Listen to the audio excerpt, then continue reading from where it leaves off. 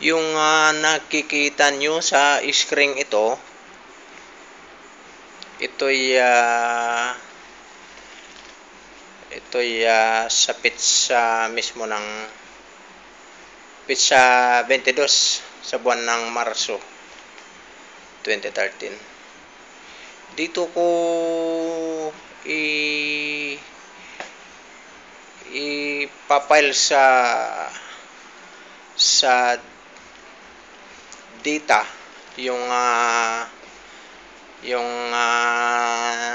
bilang ng aktual ng laptop, kung saan ang 20 pirasong Lenovo ay nakalatag dito sa training room A.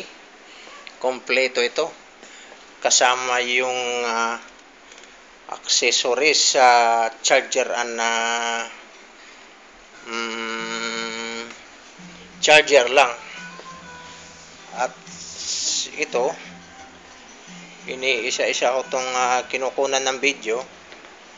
Katunayan na kumpleto pa ang laptop sa maghapon. Bagamat ginamit lang ito ng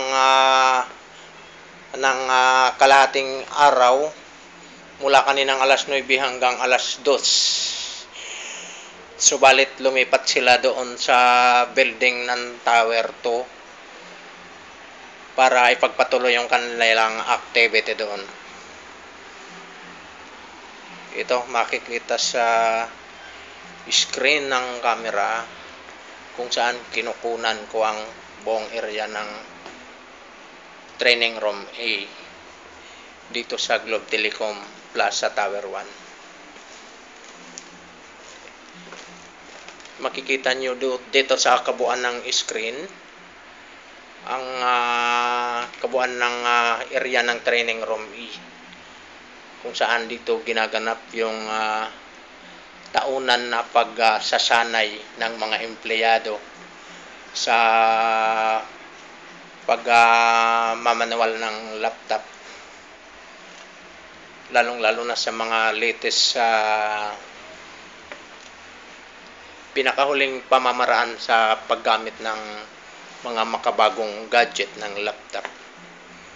Dito makikita sa screen ang buong bilang ng 20 pirasong laptop. Dito sa unang lamesa ay 4. Sumunod dito sa pangalawang nakaruna table ay 8. Ito 8.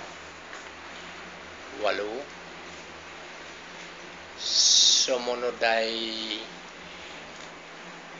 sa pangatlong hilera ng table ay 8 din. Ayan.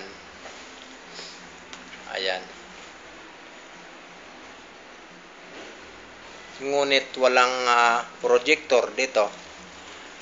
Subalit bagamat mayroon silang projector na ginamit kaninang tanghali upang gamitin ng instructor kung paano magbibigay siya ng pagsasanay sa makabagong sistema ng gadget na ito. Wala yung projector, subalit andyan yung table. Pansamantala kong puputulin itong pagbibideo ko upang gumawi naman ako sa ibang training room at kunan din ng picture yung bawat training room na mapupuntahan ko. Salamat.